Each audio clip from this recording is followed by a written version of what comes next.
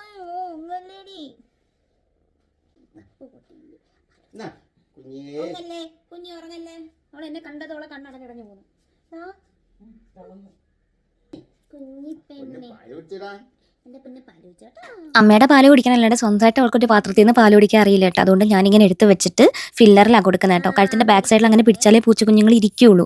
അതുകൊണ്ടാണ് അങ്ങനെ പിടിച്ചിട്ട് പാല് കൊടുക്കുന്നത്. കഷ്ടം, ഞാൻ കൊടുത്താലേ കുടിക്കുകയുള്ളൂ കേട്ടോ. ഇടയ്ക്ക് നമ്മുടെ ഇവിടെ വരുന്ന 2 കുഞ്ഞു പിള്ളേരുണ്ട്, കേശുവും അതേപോലെ കിച്ചപ്പനും. അവർ രണ്ടുപേരും വന്നിട്ട് പാല് കൊടുക്കാൻ നോക്കിയിട്ട് ഒന്നും ഇവള് കുടിക്കുന്നുണ്ടായിരുന്നില്ല. പക്ഷെ ഞാൻ വന്ന് കൊടുത്തു കഴിഞ്ഞപ്പോൾ അവൾ നന്നായിട്ട് പാല് കുടിക്കുന്നുണ്ടായിരുന്നു. തളർന്നിട്ടുണ്ടായിരുന്നു കേട്ടോ, വയറൊക്കെ ഒട്ടിയിട്ട് സങ്കടം വന്നത്. കുറച്ച് മണിക്കൂർ നമ്മൾ രാവിലെ 6 മണിക്ക് പോയിട്ട് തിരിച്ച് നമ്മൾ ഒരു 4 മണിയൊക്കെ ആയപ്പോൾ എത്തിയിട്ടുണ്ടായിരുന്നു. 4:05 എത്തിയിട്ടുണ്ടായിരുന്നു. പക്ഷെ അത്ര നേരം കൊണ്ട് രാവിലെ പാലൊക്കെ കൊടുത്ത് വയറൊക്കെ നിറച്ചിട്ടാണ് പോയെന്നുണ്ടെങ്കിലും ആൾ വന്നപ്പോഴത്തേക്ക് ഭയങ്കരമായിട്ട് അവൾക്ക് ക്ഷീണമായിട്ടുണ്ടായിരുന്നു കേട്ടോ.